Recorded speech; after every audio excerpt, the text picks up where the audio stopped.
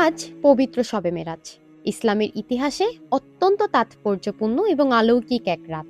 মহান আল্লাহ তাআলা তার প্রিয় নবী হযরত মুহাম্মদ সাল্লাল্লাহু আলাইহি ওয়াসাল্লামকে এই রাতে ৭ আসমান অতিক্রম করে আরশে আজিমে আমন্ত্রণ জানিয়েছিলেন।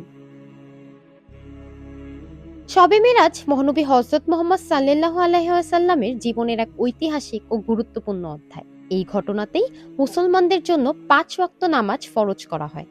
আল্লাহর নির্দেশ নিয়ে এই রাতেই প্রিয় নবী সাল্লাল্লাহু আলাইহি ওয়াসাল্লাম প্রতিদিন ৫ বার সালাত আদায়ের বিধান মানব জাতির কাছে পৌঁছে দেন।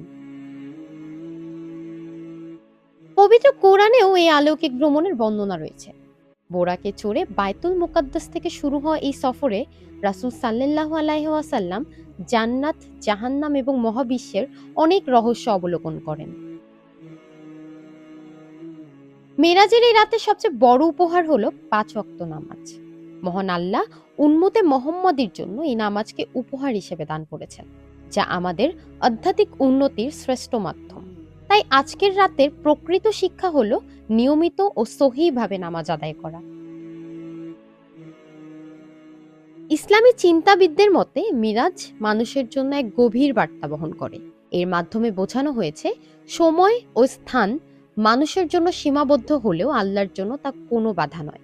আল্লাহ চাইলে মুহূর্তের মধ্যে মানুষকে পৃথিবী থেকে আসমানের সর্বোচ্চ স্তরে পৌঁছে দিতে পারেন।